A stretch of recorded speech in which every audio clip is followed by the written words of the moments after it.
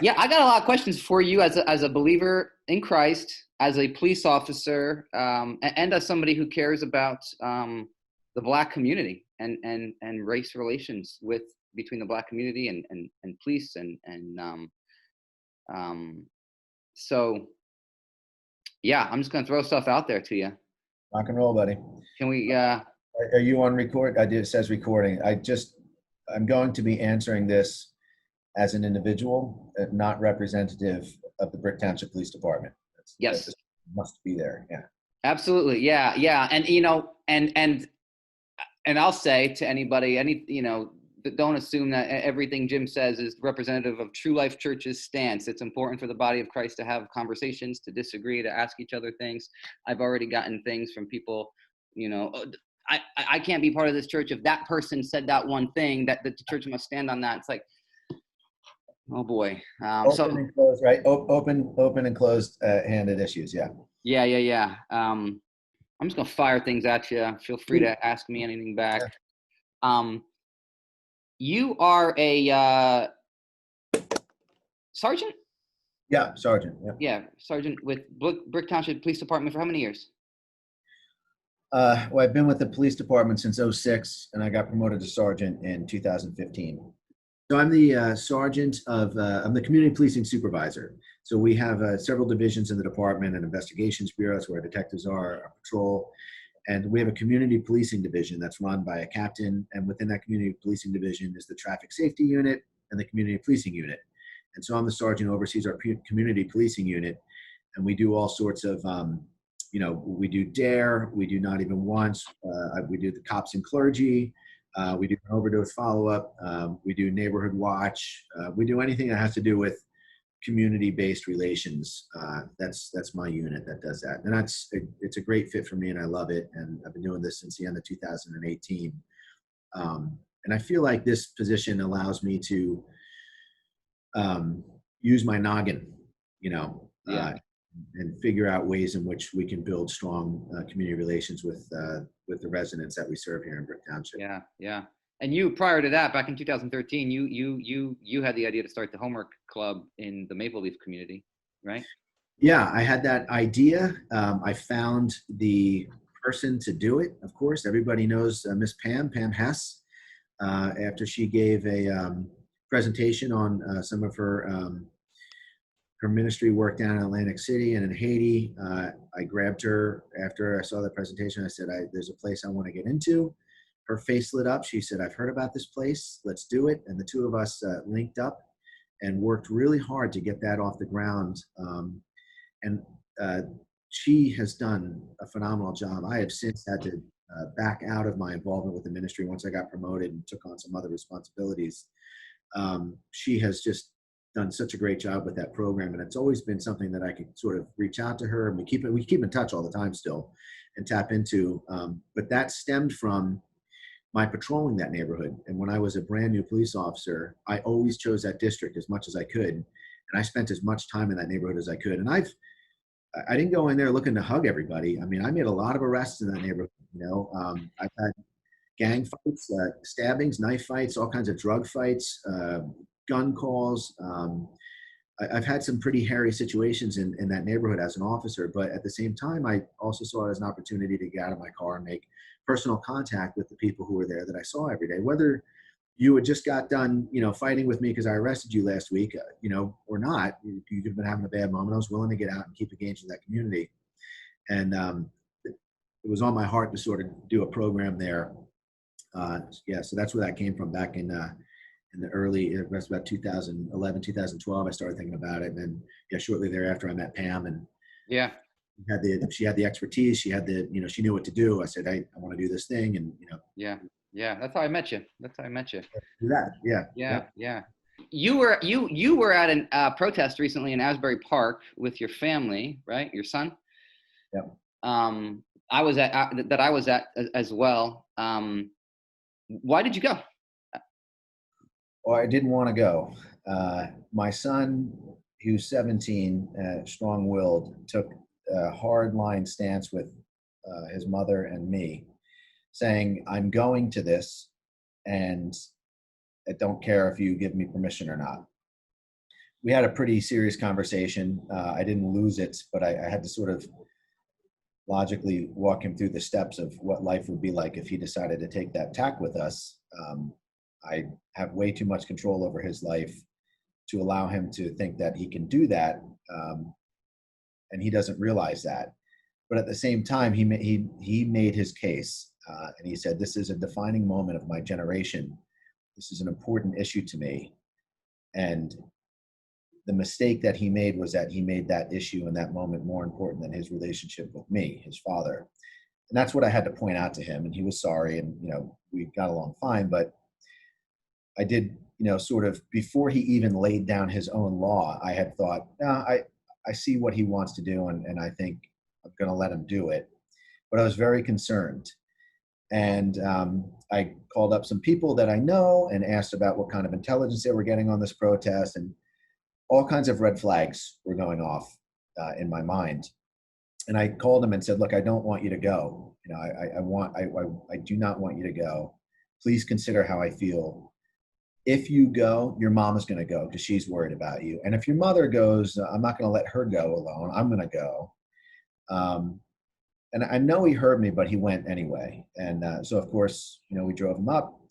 And actually, we didn't even drive him up. He went up with friends, but we drove up and met him. And it turned out to be a very peaceful event. It was an event that there was nothing really wrong. Later on in the night, I think there was an officer who got injured and I think went to the hospital with a head injury. Obviously, my son, my wife, and I, we were long gone by then. That's not anything that we saw developing in the crowd when we were there. It was a march.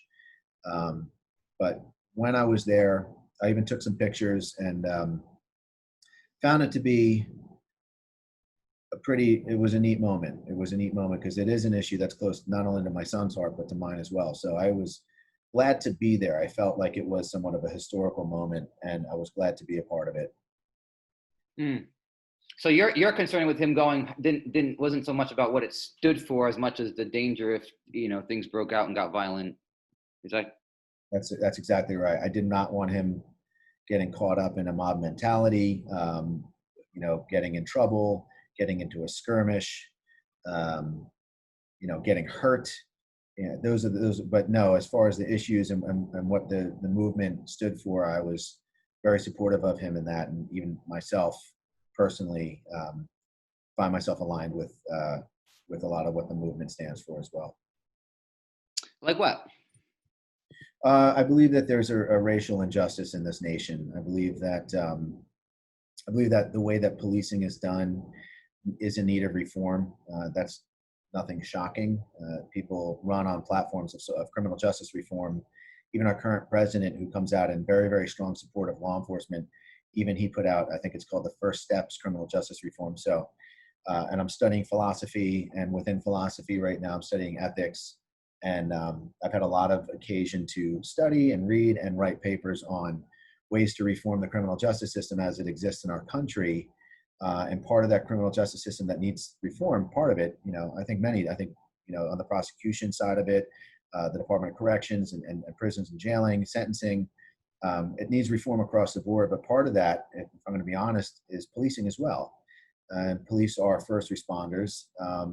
We have to deal with we have to deal with everything pretty much of what society goes through. And that sort of racist, or rather problem with racism that exists in this country, I believe exists systemically and can be traced back throughout our history and hasn't completely been eradicated yet. And I believe it still has a lot of work to do. And quite personally, again, this is not on behalf, I don't speak on behalf of the law enforcement agency I work for, but quite personally, I think that racism that exists in society works its way out into every field, right? Into whether it's banking or healthcare or policing. So, I believed in the movement in that the Black community in America is once again crying out for change and for justice. And as a believer in Christ, I have a heart for the oppressed and a heart for the people who are downtrodden.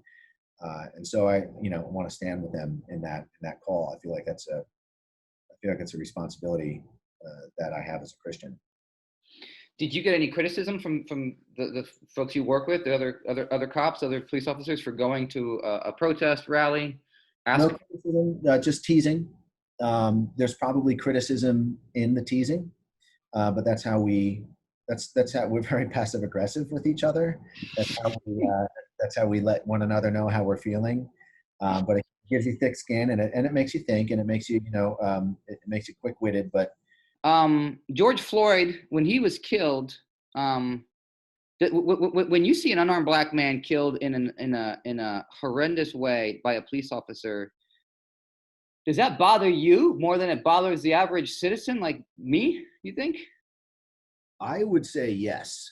I would say the people group who are bothered the most by it are going to be the Black community. Yeah.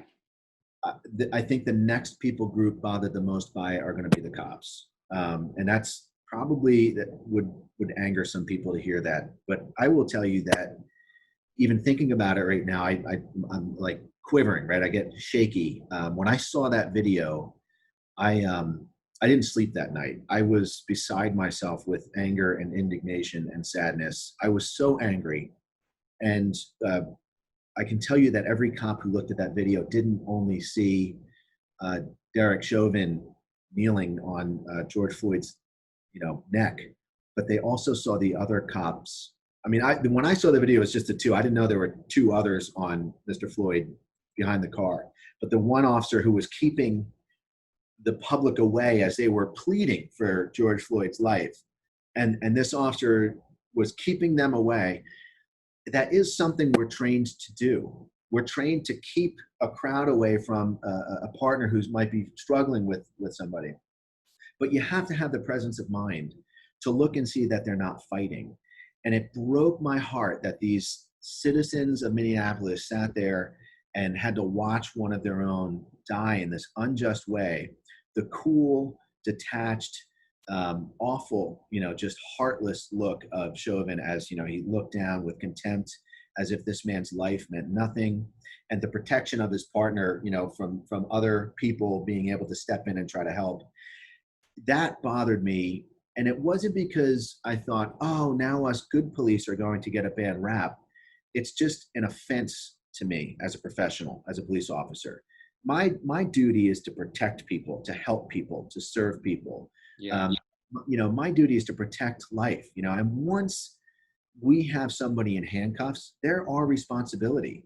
If they get hurt while they're in handcuffs, we have to give an account for that. I care about this person. They could be saying things about my wife, about my mother. I mean, I've been abused up and down, spit at, but once I have you in custody, you're mine.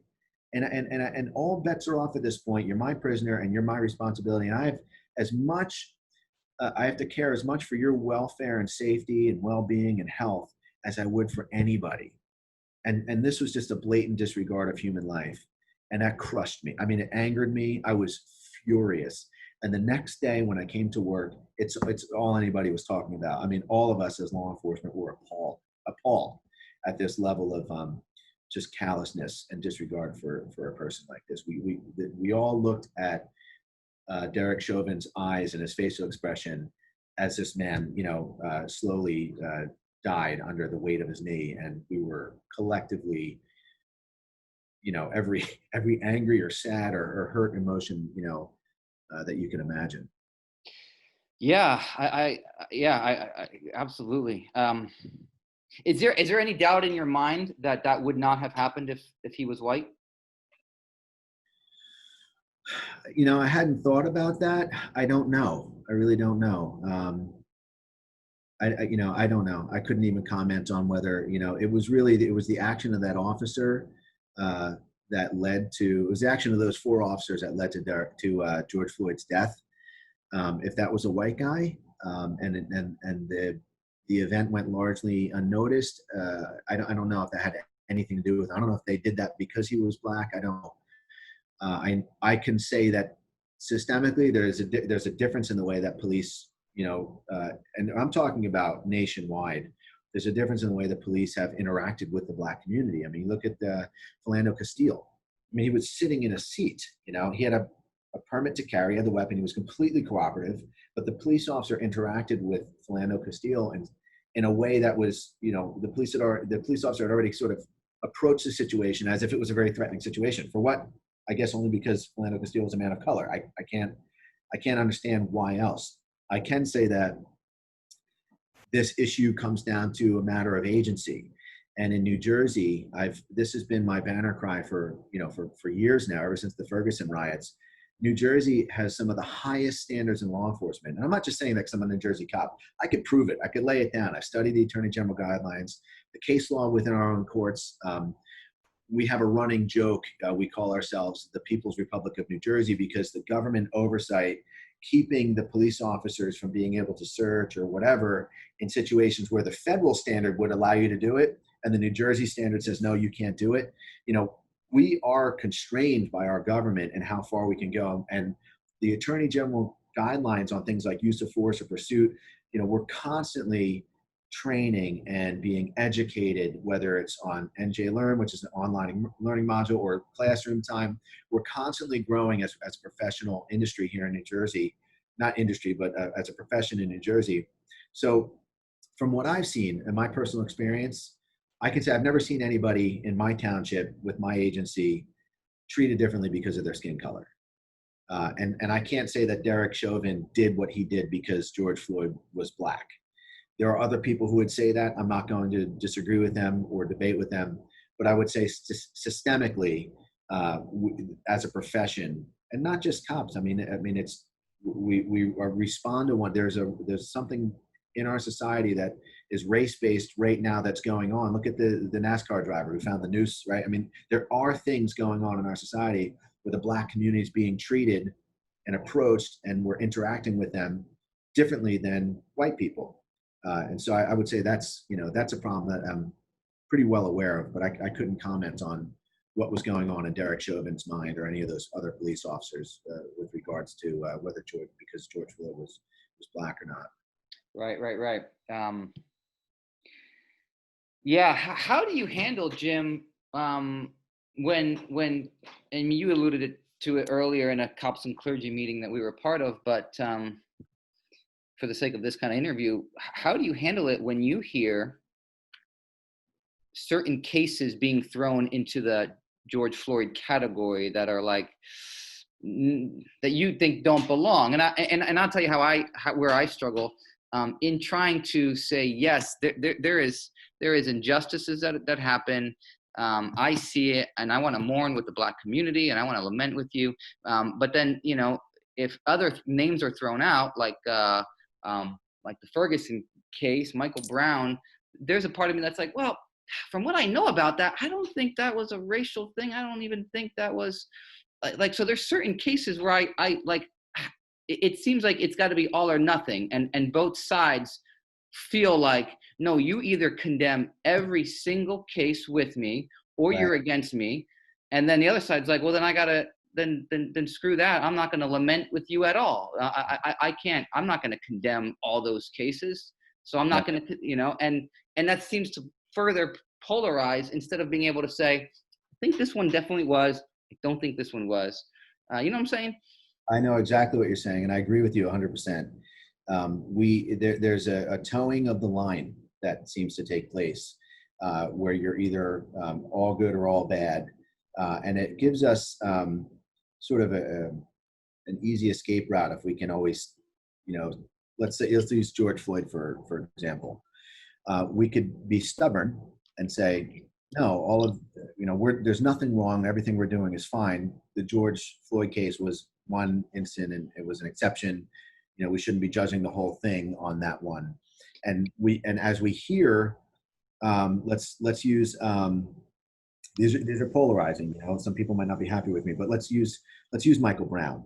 You might use like a Michael Brown case and you might say, no, the Michael Brown was totally race-based and it was a terrible thing. It was a bad shoot and the cop should be tried for murder. And he was just shot to death in cold blood.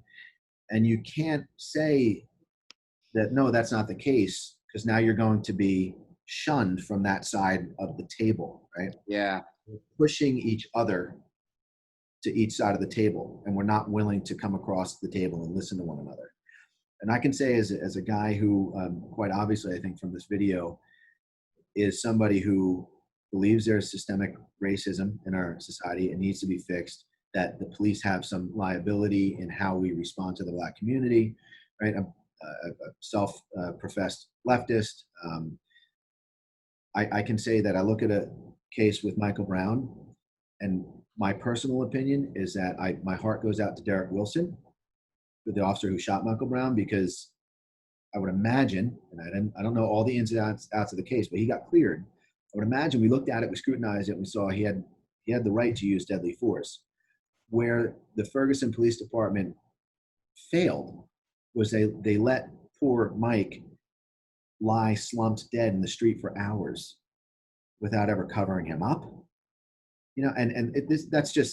That's just bad. You don't do that. You have to show the Brown family, his friends, and Michael himself, even though he was killed, it's some sense of human dignity there. Cover him up, and reach out to the family and the Black community and try to make amends and try to get in front of this and look, that this was not, I didn't shoot Mike Brown because he was Black. I shot Mike Brown because I was fearing for my life, and I felt I was in a deadly force situation, and I needed to, I have to survive this encounter, right? Now, does that mean that Mike Brown, did he have his hands up? And that was where the hands up, don't shoot phrase, sort of got spread around. I don't know. I didn't scrutinize that in detail, but I think it was less the shooting and more the after effects of the shooting where the police department might, find some blame.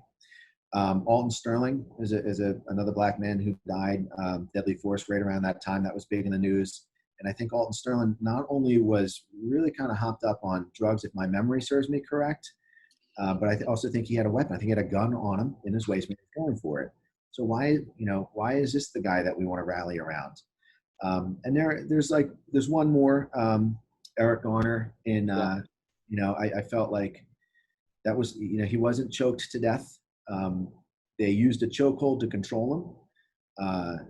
Maybe it was improper, but it wasn't a murder by choking to death, where, I think Pompaleo was the officer's name, lost his job and everything else. I think there was a lot of underlying conditions there that led to the death. Could the officers have handled it better in all of those situations? I don't know. Maybe that's something I'm willing to have a discussion about. How do we engage the Black community? How do we approach Black males when we see them? Is there a psychological threat that's present? Do we want to address this? How do we come across and meet the table? But yeah, there are certainly cases where, I've seen videos of Black men literally running away and getting shot in the back. I've seen videos of these things, and it's appalling. Don't do this. But there are a couple cases in there, like you said, that are, I think that looks like it might be a legitimate police action there. So, and I would imagine that if the purpose of having discussions and protests and debates is to lead to reform, necessary reform, I would imagine it seems like to hear that all these cases are condemning police departments, I would imagine it would just put a police officer, tempt them to be on the defense, having to defend those other cases instead of leaning into a conversation about this one where it's a clear example of necessary reform. You know what I mean? I do. Yeah, that's right. That does happen. Yeah. Like Atlanta, Rashard Brooks. You were saying before that you looked at that video, and from what you can tell, from what you know, that the officer did what he was trained to do. Is that safe to say? Yeah. When I look at that video, and every time I see a video of use of force, whether it's a Black man, white man, I always put myself in the situation. And I've heard some great arguments from both sides of this, from the side of the police who are on that officer's, sort of side in this. And I've heard great arguments from those who would say that was a bad shooting on the police officer's part. And when I put myself in the position of that officer, I personally, again, not being there, but just from seeing it on the screen, feel as if the officer did what the officer was trained to do. I could be wrong on this. I think there are still details on the case coming out. But from what I understand, people have brought up arguments about, well, a taser is a less lethal weapon. A taser can completely debilitate you. And if you are debilitated and you have a gun, who's to stop you from dropping from a taser shot and going completely helpless for a couple of seconds while whoever is attacking you gets your gun, and now they have a deadly weapon, and they could kill you or anybody else. Part of our training as police are to make sure that it's called weapons retention, to make sure that we have control of our deadliest weapon at all times, which is our gun. We have trained in being able to fight off an attacker while maintaining weapons retention, which means the strong hand that draws the weapon is no longer at your disposal, because you're using that to maintain weapon control, and you have to fight off an attacker with your support hand. So all of those things kind of coming into account, trying to make an arrest. It was a lawful arrest. Some people take the stance that there shouldn't have been arrest. Maybe they could have practiced discretion and given a ride home. I can't say that that's completely out of consideration, but at the end of the day, it was a police officer. One was doing the job. It was a DUI. They went to make an arrest. You're not really supposed to resist arrest if you believe the arrest was bad or violated your constitutional rights. Technically, you're supposed to take that up in court. I understand that brings in a lot of other issues about the criminal justice system and the court system per se. However, if I put myself in that situation, I'm making an arrest and somebody takes off from me, they have my weapon, and as I'm running, they turn and fire it at me. Yeah, I'm at this point, I didn't escalate that, right? My arrestee has escalated it to that point. I could be wrong in this. Like, as I said, the facts are coming out. It breaks my heart, that any officer would have to be put in that situation, and any man, black, white, or other, needs to get, ends up at that point where they're like dying at the business end of a police officer's gun. Yeah. Tragic. Yeah. Not a simple cut and dry thing to talk about. But yeah, I do see some cases as, if anything, gray. Some of them are black and white wrong. Some of them are black and white right. And the ones that we end up having a lot of discussion about are generally in that gray area. And there's naturally going to be a really strong feelings about it, and I try to be sensitive to that. Yeah. Would you say, this is just something I've been wondering, and I know you're not speaking for all police, and but do you think that there is more of a prejudice against, more of a racial prejudice when an officer is going into a certain situation? Do you think racial prejudice comes into play more than socioeconomic or neighborhood prejudice? You know what I mean? Like, oh, that neighborhood, whether they're black or white, I'm going in there with the assumption that there's going to be trouble, and I'm going to be ready for something to go down. Or do you think it's more of a, okay, this guy's black, and so, what I'm trying to ask? I do. It's a good question, and I would. Hard to answer. No, it's like I had the answer while you're asking it, and before I answer, I'm just kind of running it through my head to see if it, but no, it's definitely in my opinion, it's a neighborhood issue. If we want to use Black Americans as like the race in this instance, I mean, we've gone to homes where you've had a black family or whatever, and it's not nearly as charged, as a responding officer, as if you're going to a call in a neighborhood that's known for bad things. So, if we were to get called for any kind of call involving any kind of person, white, black, anything else in certain neighborhoods, we're going in with an expectation, that this could be rough. Yeah. We go to other neighborhoods, and our expectations are that it's not going to necessarily be as much of a challenge as it would be in the other, and it could be like a socioeconomic, a class thing, but I think it's probably more of a call volume, call type thing. where after years of responding to a particular neighborhood where you are, you have fights or there's whatever, you just know that you're going into a place where you're going to have problems. I think it's more about that. And again, I'm speaking only from the experience of an officer in my township, where I haven't seen personally any police action that has been any different because of the skin color of anybody we've come in contact with. Yeah, yeah. I mean, I guess you could still argue that there's a too great of a disparity between the amount of Black people living in, neighborhoods that get a high call volume. But that doesn't necessarily mean that a police officer who goes in with a prejudice has a racial prejudice in his heart. I would imagine the way prejudice happens, that you get a certain amount of call volumes, and certainly not excusing it, but you get a certain amount of call volume from a certain neighborhood. You just form, just like anything. You get enough bad experiences by any people group, any kind of person. There's a temptation in our sin nature to form a prejudice against that kind of person, where they come from. Whether men, women, old guys with beards, whatever. And that's got to be tough on police officers who are dealing with so much of the negative on a constant basis, like where you almost can't help but go, okay, that area, that neighborhood. That's exactly right. That's exactly right. Yep. So what kind of reform do you think would counter that temptation?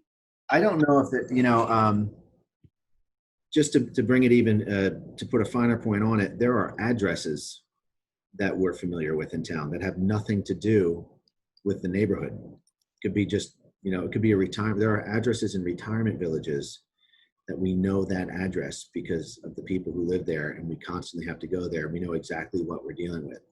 So we're going there, sort of already biased. Yeah, right.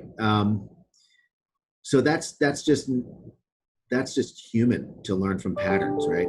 Every time we go into this or that neighborhood or down this or that street or to this or that house, this is what we're dealing with. Or every time we deal with this or that person, this is what we're going to be dealing with. As far as criminal justice reform or any sort of reform that would help that, I don't know that I'd necessarily want to help that. That's a survival instinct. That's something that we're going to want, we're going to want our, we're going to want to be a little bit more vigilant when we're, listen, it would be foolish of us to disregard the things that we know when we're going into a new situation. We want to bring that previous knowledge in with us. What needs to be reformed, probably in this area that would be helpful is how we respond. And it's just a matter of training, of good, you'll make sure you hire the right people so that we're not the person who's protecting the public from helping George Floyd, right? We don't want to be that police officer. We want to have enough awareness of the situation of the moment. And there's been some video that's come out that's supported that. You see, officers correcting their fellow officers from being, they're kneeling on an arrestee's neck or something like that.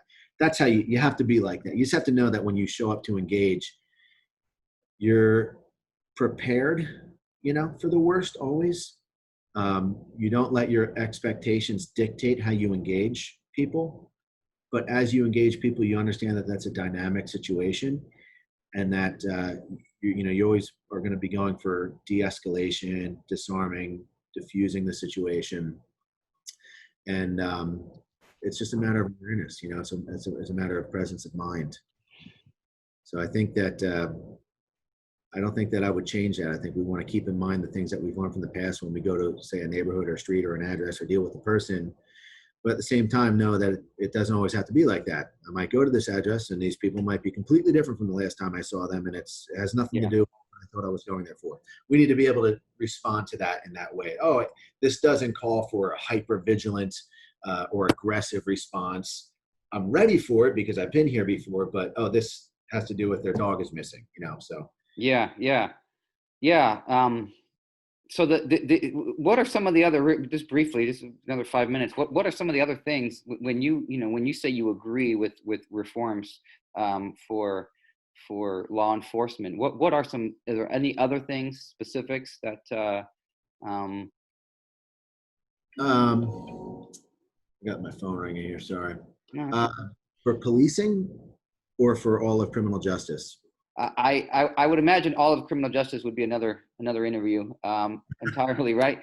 But yeah, for policing, that would have prevented perhaps Derek Chauvin and what he did, and those other officers So standing by watching. for policing, standards need to be raised. I think New Jersey, New York, and California are good models of law enforcement, where you have strict guidelines, a high bar to meet.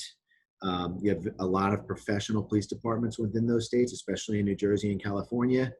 I think that all states need to raise their standards of training, ongoing continuing education within enforcement, hiring. So there's a few categories that need to be addressed, right? So one of them would be those standards. Another one would be as far as hiring and firing. Um, there's a lot of bureaucracy, red tape, laws, and administrative codes that come into play when a police department either wants to not hire somebody or fire somebody or whatever, right? Sometimes law enforcement executives find themselves in a position where they cannot get rid of an officer that they want to, or are forced to hire an officer that they don't want to. Um, and so that needs to be looked at. I am, as an officer, I love I've been a union man since I was 18. I've been in the Teamsters, the local food workers union, the communication workers union. I'm in the PBA. I am a union guy through and through. I love labor protection. I'm a labor guy. I like that I do have protection, that I can't just be sort of fired or let go willy-nilly. But at the same time, sometimes it's so over bloated or so difficult. The hurdles are so difficult to get over, and the judges and the lawyers get involved. And I think that sometimes, an agency can end up with a police officer that the agency doesn't want. So that's one thing that needs to be addressed in policing. One thing that is really close to my heart in policing that needs to be addressed is the culture, the police culture. I always like to use this as an anecdote. If you just do a Google search on, police T-shirt or something like that, you're going to see the Punisher logo. Usually you'll see the Punisher logo with like a blue line or something like that to indicate law enforcement. For those who don't know who the Punisher is, it's a Marvel comic book character named Frank Castle, who is an extremely violent vigilante. Strong, expert hand-to-hand combat, deadly with every kind of weapon, and just unbeatable. And he's a vigilante, and he goes out and he finds bad guys and kills them. And I really feel that that is not the right kind of symbol to align yourself with if you're a police officer. But it's that sort of machismo culture that exists in law enforcement: guns, strong, tough guy. We're insulated and insular, protected by a union. We have a very, very, very difficult job that we have to go out and do. It's very dangerous. We do put ourselves out there, make ourselves vulnerable so that we can keep peace and order in our society. And so don't you dare criticize us. Please stop changing everything. Once I learn how to do things one way, you want to change it and make me do it another way. I didn't sign up for this job so that I could figure out how to send a Zoom link or fix the printer. I want to chase bad guys, sort of thing, right? Those are a few of the elements of police culture that they kind of need to be teased out and tenderized a little bit so that we can have some reform in policing, on the inside. We want to sort of do this self-introspection thing. Mm. So those are the few of the things that I think would be good to reform. And then there's a couple of really big ideas that will never be realized in this country that I think would be one-shot quick fixes to the police problem, such as nationalizing the police force. Enough of this, every single town has its own agency. It's time to take on a model maybe like we see in Great Britain, where now the standard is set for the entire nation. Hmm. And you can, at that point, you can break up fraternization. So let's say I'm working in Ocean County, New Jersey, and I just got promoted to the rank of sergeant. Well, now I'm going to go work in Bergen County, where I don't know any of the police officers, and it's much easier for me to, hold them accountable. I'm not trying to supervise somebody that I just spent 8 years driving around on the road with, getting into jobs with, and things like that. So you could really address a lot of the modern problems that we're facing in policing by nationalizing the police force. But that's just something that will never happen, in this country. Hmm. Can I end with one more question? Hit me, buddy. And so I'll do it with a quick story. I was on jury duty last year. It was a woman who was accusing. She was a police cadet. Went through the police academy for the Port Authority. Was failed tests, and then she was suing one of the sergeants for sexual discrimination. He had made some jokes during the academy, and she felt like he failed her out of the academy because of the way she looked and her gender, and that's what she was suing for. So I was on jury. I got stuck on that. It was a very interesting case. There was men and women who were testifying on behalf of the Port Authority and that particular sergeant. Definitely seemed like he was a jerk in a lot of ways, but it seemed like he didn't discriminate based on gender. He would just find jokes for everybody. And some of the cadets, including women, including Black women, were saying like, no, he's not sexist, he's not racist, he's just tough, and he wants to make sure that anybody who gets through the academy is tough. I didn't. There's a couple things that would have been definitely wrong. Like he sprayed me twice in the eyes with the what's it called, the mace spray, and it was only supposed to be once, and everybody was like, no, nobody saw him do that. She just kind of thinks that because of her hurts of being fired. Anyway, we get into the jury room to discuss this. I am the youngest male there. Everybody else, there was 10 other males who were older than me, all white. One Spanish woman who was younger. Some of the men were ex-military, and so they're all white, but they all had this idea that the police are lying. They cover for themselves. And I was like, wait a second, how can you just say that? Like, here's a woman, here's a Black woman who made it through, saying doesn't her testimony count? Well, no, she's just covering for the police. That's, once you're in the police department, they all cover for each other. And this was white people saying this, white men saying this. And I was like, wait a second, it was me against 11 other jurors for the better half of 2 days, going back and forth about this, saying like, I agree that he's a jerk, but I don't think that meant that he was picking this girl out. And I don't think you can discount all the other testimony just because they're cops, and there's this idea that cops cover for themselves. How would you respond to that? Is there truth to that? Am I naive to say that that's not the case? Is that something that's too prevalent in law enforcement?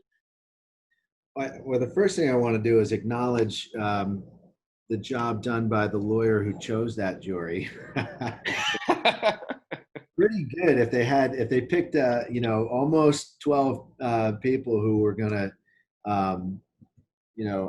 side on behalf of the litigant or the plaintiff or whatever. So that's impressive. I would say that